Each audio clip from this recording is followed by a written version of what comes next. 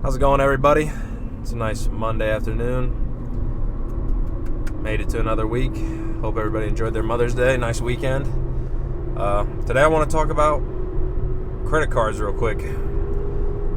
During my daily YouTube listen, I caught a couple mentions of it during 2 or 3 videos I was listening to, and I was talking to my family at a Mother's Day thing about credit cards a little bit, so I thought, honestly, it might be one of the most important things. Very simple again, but if you don't know how to use it, I don't know if there's a faster way you could just mess your whole life up than with a nice credit card. And spending beyond your means on a credit card, you can really fuck your finances up. You could speed run it if you wanted to.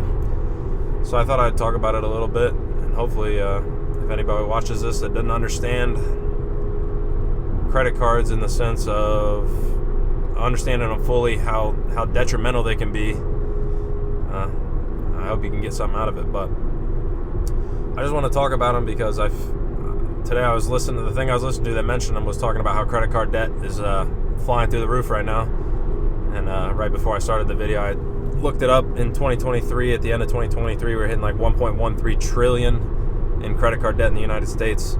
And on average, that comes out to be like $6,295 per person in the United States. And I didn't check. I'm assuming they're doing that per eligible person who could have a credit card. So basically, anybody who's like 18 and up.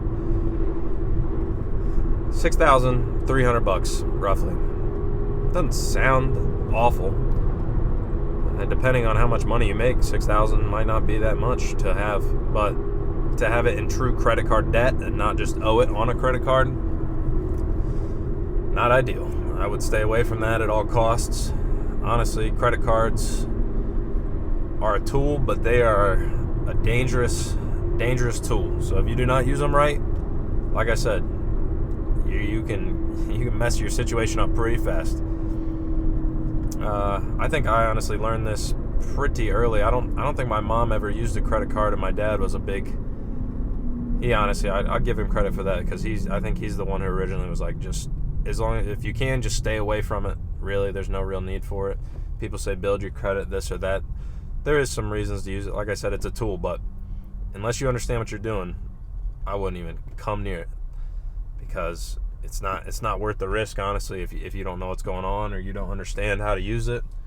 And I hope this video would be something that could teach somebody who doesn't know how to use a credit card just a real fast rundown on why you would want to use it, how to use it, and then how to not use it if you need to avoid it. And that's, I think, the real test and why people struggle with the use of credit cards is because your ability to use a credit card is really like you got to evaluate yourself if you have the self-control or not to use a credit card. And it's not a bad thing either way, honestly. If you can't do it, you can't do it. It's not that big of a deal. But you got to be honest with yourself and really look yourself in the mirror and be like, can I have the self-discipline to treat this credit card like a debit card? And if you can't, maybe just don't use them. Because, I mean, why hurt yourself, basically? That's all you're going to do is end up punishing yourself by even messing with it. And if you can use it, like I said, it's a tool to be utilized to get ahead, basically. Then that build your credit score and all these kind of things. You can get some perks and stuff off them coming to play. But I have, I think, 4 or 5 credit cards. I only use 1 or 2 of them because I just keep the other ones open for the credit history. Same thing, credit score building stuff. But honestly, the way to utilize a credit card correctly, and in my opinion, I think if you looked into it, into any financial person who's going to give you advice on it, unless they're crazy where they're talking about ways to use points and skim this and skim that out of a credit card, just base case you want to use a credit card successfully, just treat it like a debit card. If you don't have the money in your bank account, don't even touch the credit card. Put it away. And if you can't afford to buy it in cash, don't put it on the credit card. It's as simple as that, really. And a lot of people, honestly, I don't know. I've heard the gamut of, you got the Dave Ramsey on one side saying don't touch a credit card, period, don't ever use it. I think that's too extreme. And then you got people on the other side that are so oblivious to how a credit card works, they don't understand the interest rate, they don't understand they have to pay it back, they don't understand, like, I've heard craziness, which I'm assuming most people are in the camp of, they understand you're paying interest, you got your month or whatever extra to pay onto your little bill, and you can pay the minimum. But really, that's you're at the edge of a slippery slope if you're on that. And like I said, it's not a negative. It is a negative thing, but it's not a thing to be like ashamed of or feel bad about. It just is what it is. And if you have credit card debt, hey, now's the time to get out of it and make it as fast as you can. Because I mean, all you're doing is paying these credit card companies to borrow their money basically at crazy interest rates. And I think anybody who has a credit card, and even if they have credit card debt, understands that it's either stuff popped up, bad decisions were made. There's there's a litany of reasons that you could be in credit card debt. So I'm not even going to get into that, but the simple thing is get out as fast as you can. If you can, you got to make the effort to get out, because you're basically just stealing from yourself in the future with paying a 20% interest rate on a credit card. It's never worth it. It's the worst loan you could ever take. Don't ever do it. Avoid it at all costs. And I think besides that, like I said, treat it like a debit card. Don't let it roll over into owing the credit card money. Don't pay minimums. Pay it off.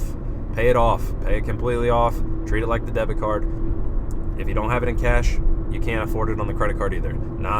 I'll get it with next paycheck or anything like that. Obviously, if it's essentials, you're in a whole new category of being basically you're in a tough spot anyway. But if you're living paycheck to paycheck and you're like, well, I'll pay for it when I get my paycheck in the future, wait till you get the paycheck, make sure you have enough money, put it on the credit card, and then immediately pay it off.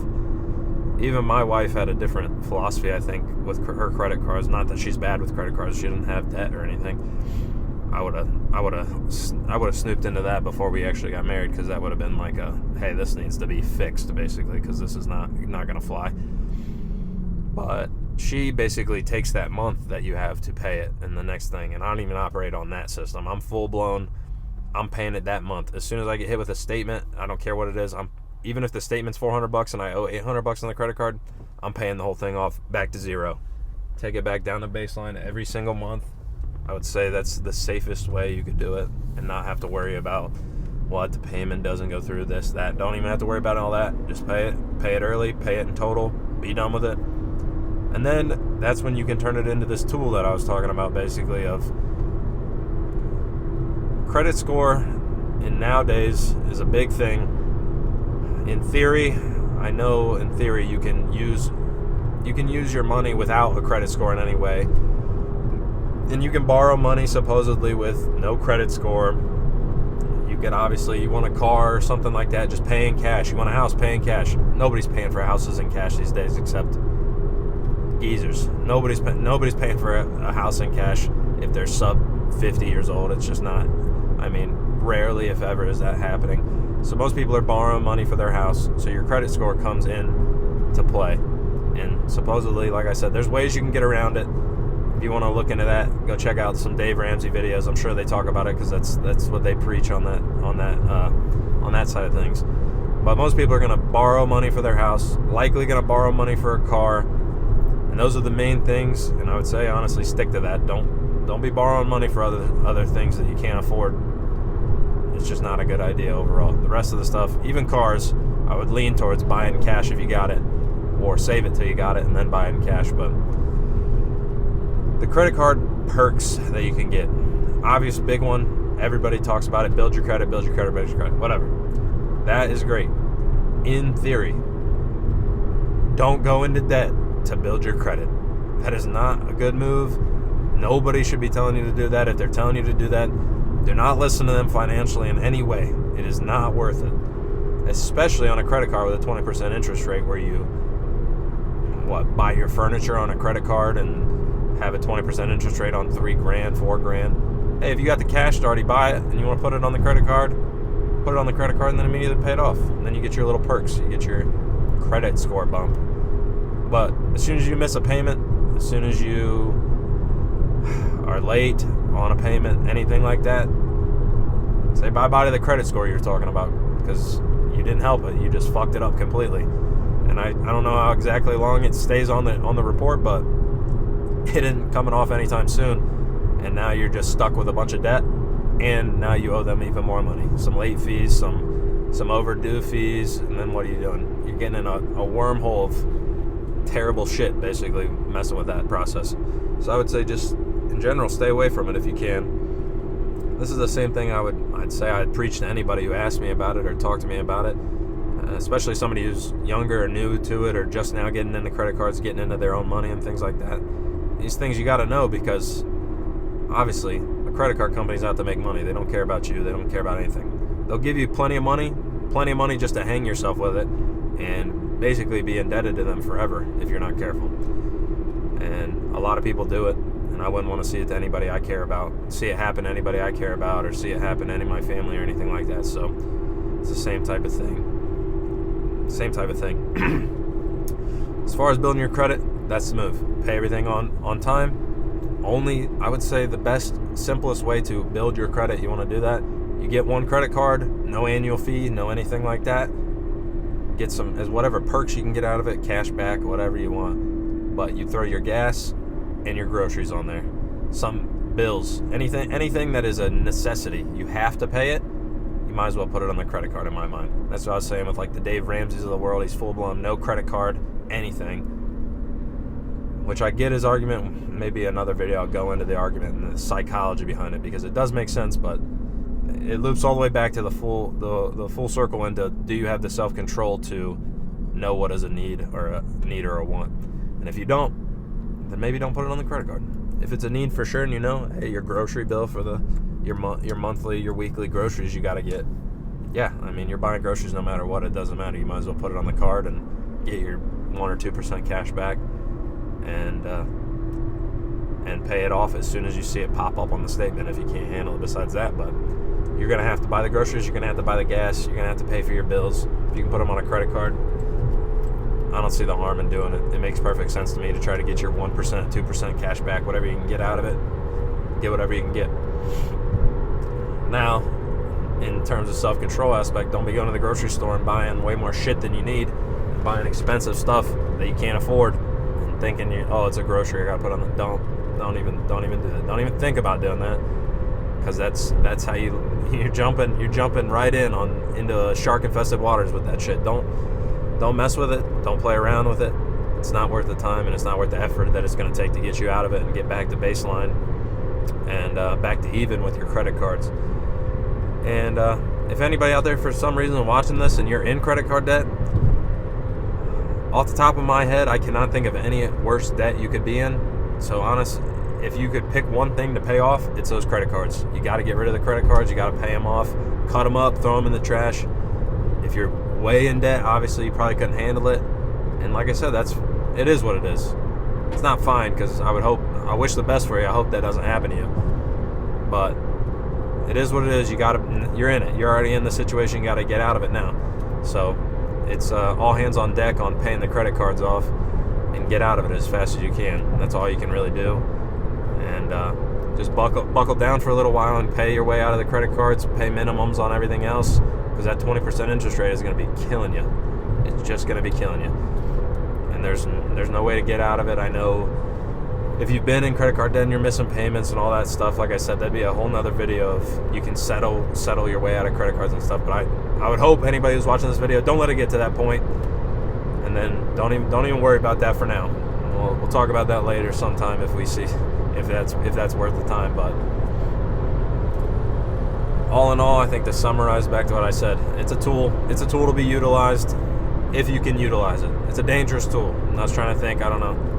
It's like a chainsaw, dude. It's very efficient. It's nice. It can help, speeds things up. Don't fuck around. No, better be paying attention with what you're doing. If you mess up, you're gonna get severely hurt. And obviously, I hope that makes sense. It's a financial tool that can wreck your life, I would say, if you're not careful. Most people don't get their lives wrecked. Like I said, $6,300 isn't end of the world territory in credit card debt, but there's definitely people that are worse. 10, 20. I mean, even then you can get your way out pretty solidly, I would say, within a year or two, hopefully. $50,000, $100,000 in credit card debt. They make a lot of money, but they spend more money on credit cards. I would hope anybody watching this doesn't get anywhere near that. I don't plan on getting anywhere near that. And I hope this would help somebody if you're checking into getting credit cards. Hope you see something, not this video necessarily, but anything. Hope you got somebody in your corner, somebody in your family, somebody, a friend, that's like, hey, here's a couple things. You need to know them off the top so you can understand how to utilize it. And like I said, take advantage of the perks, avoid the pitfalls. And I think that's all I got for today. I'll catch you guys in the next one. Later.